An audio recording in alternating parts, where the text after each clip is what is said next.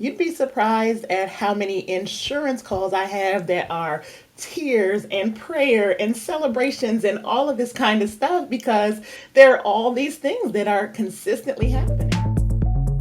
You are listening to And I Quote, a podcast focused on building relationships with insurance agents, brokers, their small business clients, and industry leaders. This podcast is presented by Coterie Insurance. With your hosts, Brian Thomas, Director of Claims Experience, and Ann Boger, VP of Scaling. We will be exploring the power that connection, communication, and commitment can have on your business. Join us every Thursday for a new episode and topic that will provide key insights to help build your business, agency, and client relationships. And I quote. Today we have the pleasure of introducing you to Nicole Simpson, president of Go Fund Your Life, an education and resource firm located in Columbus, Ohio. Go Fund Your Life was founded in 2016 with a mission to coach urban communities about financial safety and the importance of insurance. And since we have Nicole sitting here with us right now, why don't we allow her to tell us more about her mission and business? Awesome. Thanks, Anna. I really appreciate you guys having me on today. I think you pretty much said it in a nutshell. Go Fund Your Life is an education and resource firm that happens to sell insurance. So I have been able to create a firm that leads on education because out of all the schooling, I've got a master's degree and probably 10 other certifications, and only reason why I've learned about insurance is because I'm certified in insurance. But the whole rest of the world never learns this stuff until they need it. So for my agency, I thought that it was important that I spent the time to educate individuals on how insurance works, why it's important, and how it's actually a piece of your overall financial plan. So literally everything that we do leads with some type of a teaching opportunity. And once people really understand what it is that we do as insurance agents, they usually say, hey, you know what? I think I need some of that. And so then we help them find the best products and resources to be able to get their assets protected. So, What do you love most about running your firm? I love that I get to make my own rules because there are no other firms out there that do it quite like this. I get to choose who I do business with, and I absolutely get involved at the level that I'd like to get involved. That's probably my favorite thing because you just never know where someone needs the hand holding. I get a ton of startup folks who just are jumping into starting out their business. When they jump in, they're like, okay, I have no idea where to go. That person is going to need someone who can walk them through a lot of the hoops and things like that of starting a business, and then needing the connections of who to talk to next and other people that they should know. It's very different when you're working with someone who's just starting out versus someone who's been in business for 15 or 20 years. They just know what they want a transaction, and they want to keep moving on. The folks that I work with primarily, they're the opposite of that. So they become family to me, and we just kind of end up in a whole big group of folks that are all entrepreneurs, because I am too. Yeah, I love that. And what came through in what you just said, what really struck me is that sense of community and that relationship building. It sounds like you are building a network of resources so that in addition to what you offer, you also maybe can help connect the dots or connect people to other resources in their community. Can you tell me a little bit about how that evolved? Yeah, so really my whole trajectory in terms of my career has always been in finance, but it wasn't always as an agency owner. So I have made connections all across from banking and different financial organizations. I worked with the SBA. I work with our local community college and several incubator groups where they are introducing individuals who are starting their own business to all of the service professionals. So we all get to hang out together. So I get to meet the workman's comp person here in Ohio, and I get to meet the attorneys, the folks who do lending, the people who help with credit card processing. They all just kind of end up being a part of that network. And we just share tons of referrals back and forth between each other because we kind of are in the same circle. We truck all over central Ohio and sometimes northeast and south Ohio, southern Ohio, and help small business owners learn all of the steps. So I just always have somebody right at my fingertips that I can hand someone off to. Yeah. I know a fair number of small business owners who maybe don't know a lot about insurance or think of insurance as sort of an instant headache. And it sounds like you really flipped the dialogue to talk about holistically what does your business need and how are you going to help it grow. Can you talk a little bit about that education process or that relationship building with a new small business owner? Certainly. So in addition to being an insurance agent, I'm also a philanthropic advisor. As a philanthropic advisor, one of the biggest things that we do is help businesses with their succession planning when they get ready to get out of the business. And I know what the end game looks like because I work with clients who are at the end. So it gives me a very unique perspective because I know everything that that person needs to do in order to get to the end of that rainbow.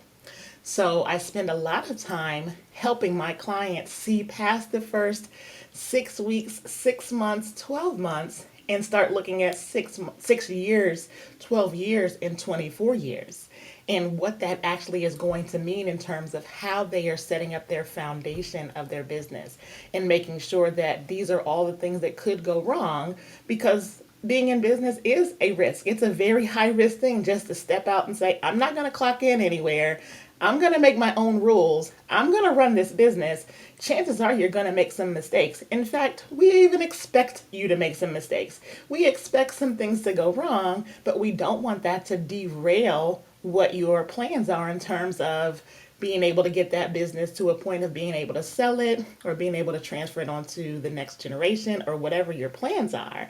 So we help them to understand that these things, these safety nets, are truthfully designed to safely usher you to that point when we can start talking about the foundation that you just built from your new organization and how all of these other folks have been able to be helped because of this one little thing that you did and started, 20, 25 years ago. So I'm a fortune teller. How do you find new business or how do new businesses find you? So I have a really cool story about how I really started to market my business. Before COVID, I used to co-sponsor concerts. So I would go out and find local communities that were hosting concerts. Maybe it was a church that might be hosting a gospel concert or someone who might be doing some local jazz covers or something like that. And I would go and ask the organizers, like, hey, how could we bring down this ticket price? And we'd negotiate a deal, and I would pay to cover the price of, the admission or to reduce the price of admission in exchange for being able to have a table at the front when everybody comes through the door, an opportunity to talk to the audience at intermission, and maybe do a raffle and just do whatever I could to kind of bring folks back through. After COVID came through and changed the way that we do concerts and things like that, it's not as touchy-feely, but now I do similar things. I still go out to trade shows. I go to community events and I just get out there. I usually give away something really nice, entice people to just come over and talk to me. And I have QR codes everywhere. So even if you don't make it to my table, you're going to be so curious about what my QR code is. You might snap a picture of it from across the room and you may come in and kind of find out, hey, what it is that we do and somehow get in contact with us. So I am forever evolving in the ways that I meet people. And then, of course, I teach classes. So I teach at the Columbus State through the SBDC, our Small Business Development Corporation, a couple times a year.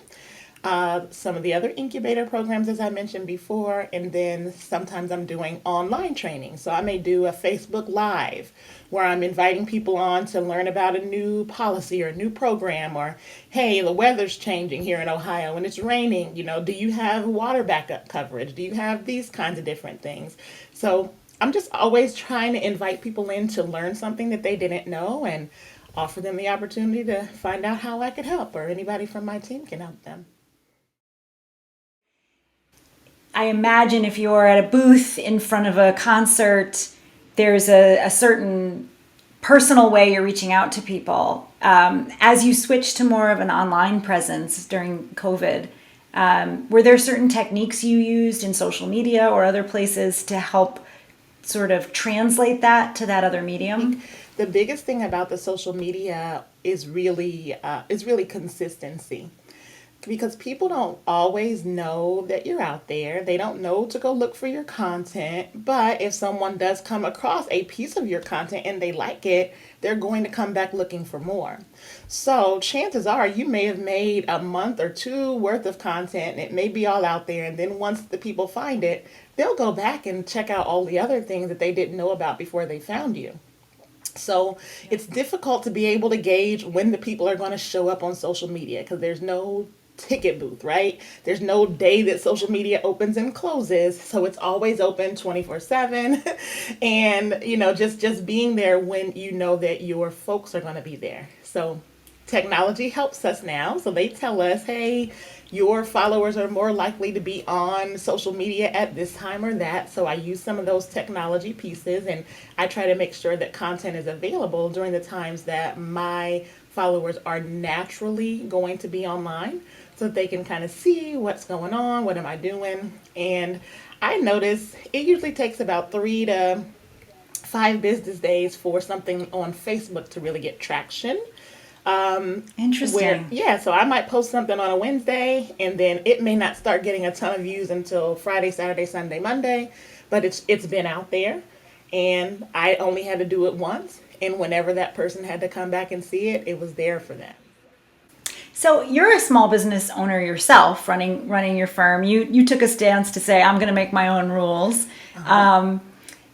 As you run your day to day, do you carve out sort of time to focus on your existing clients versus time invested in building the business and creating new clients, or does it kind of happen organically throughout your day or your week? I am spending some specific time looking to talk to my existing clients because we have to do policy renewals and reviews. So usually about 60 to 90 days out, I am getting ready to start talking to my clients, and I need that much time because they're busy too. And I need to ask them questions. I need to give them enough time to be able to get back in touch with me. So I need to know, has your business grown? Have you bought a new car? Have you expanded? Have you gotten a new location? All of this information I need to be collecting between now and the time that their policy is going to review. So I have a time set aside in my week, every week, where I am gathering the information. Some of it I collect from social media because I follow all of my clients too on their business pages, and I may reach out and say, hey, I noticed that you just opened a new store across town. Oh yeah, Nicole, Oh, I'm that's so such a good excited. use. Yeah, I'm so excited. I Yeah, love that. And I'm Yeah. like, that's great. Did you think that you should tell your insurance agent that you got a whole new building across town? Oh, I didn't think about that. So, You mentioned in describing your mission and what you like about running your own business is that you can tailor your business for certain communities or certain community that you're a member of. When you think about the way you promote your business or the way you use social media, are there ways that you target certain subject matters or certain communities when you do that to help reach the people that you're trying to serve? certainly, I'm really big into studying different things. And so there's no secret that there is some economic disadvantages that come between women and minorities in this country. When you look at what sorts of jobs typically women and minorities tend to gravitate towards, they are usually the lower paying jobs, which means that group, those two groups in particular, are usually the lowest paid. So, how do you fix that? chances are you're not going to tell somebody that they shouldn't be a teacher or that they shouldn't be a daycare worker because that's just where their passion is. But their passion doesn't lead to enough profitability for them to be able to live the life that they wanted. So it's that same group that is also moonlighting with some type of a side hustle, some type of a side gig that needs to have some insurance protection. And so those are the folks that I am generally targeting because no one knows that person better than myself. That is Yeah. even how I got into the industry myself. Before I got into finance, I was working in the mental health field, and I wasn't earning what I expected to earn after graduating from college. And I started moonlighting with an insurance business on the side and had to get E&O insurance and didn't know what that meant and all of these different kinds of things because I wanted to be able to earn an income that was livable. I wanted a livable wage, and I hadn't chosen a profession that was going to pay me, even though it was fulfilling. So, a lot of what I do is targeted to that group. Sometimes I affectionately refer to that group as my aunties because a lot of that group are women between the ages of 35 and 50 who just want to do something on the side and they don't know if it's going to take off and be a full-fledged business or not. But either which way, we want to protect it because the only reason why they're doing it is so that they can increase their overall wealth. And we want to make sure we get that protected. So if you could go back and talk to a younger Nicole who was just starting out, just thinking about launching on her own, her insurance business or her education for business owners, are there things you wish you could go back and tell that Nicole? If I could go back and talk to me before starting this, I would probably tell me to do it sooner. There were lots of times before I ran an independent agency, I owned some of the big box agencies before, with very well known names on the marquee and my name in small print below it. And the main reason for it is I didn't believe that I could. I was concerned that I wouldn't be able to develop the partnerships and, get the carriers and be able to do my own marketing when there isn't a national campaign that's going across TV and radio all the time, reminding people about those national brands. I was really fearful. But in the long run, it was going to be inevitable because none of those boxes were the right fit for what I wanted to do and how I wanted to specifically work within the community. So, if anything, I would have, maybe worked through one because it was good to get the experience, but certainly not multiple big box organizations of agency ownership. I would have went probably from point A to point Z, probably 5 years sooner. One of the things that I really heard in your story, Nicole, is how well you think about where your community and the target audience that you're going for, where they congregate, the places, the community events, the churches, the concerts that they love to enjoy, that you also love to enjoy, and how you can connect with them in those moments, in those places where work might not even be the first thing in their minds. you know, and I'm wondering if you were giving advice to agency owners or new agents coming into the field, would you have advice for them about how to think about their own audience? Yeah. I would definitely just say that everybody needs insurance, so certainly everybody who you come in contact with could be your customer.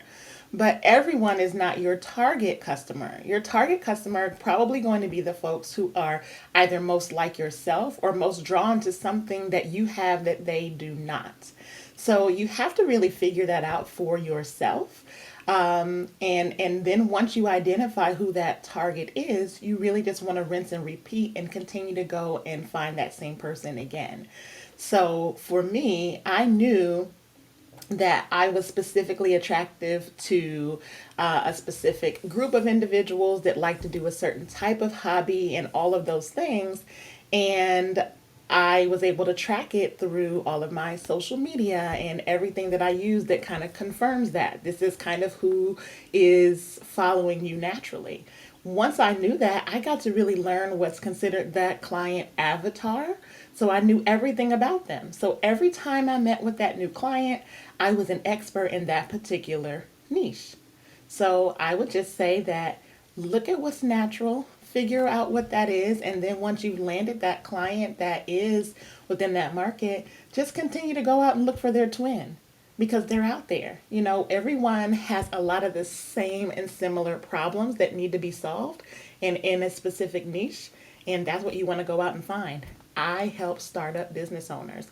They're very easy for me to find. I know how to be able to locate them, and they know how to find me. And they all have the same set of questions and answers and issues because they're the same ones that I have and that I had when I got started. So I know this area very intimately, so I could do it asleep, blindfolded, one hand tied behind my back.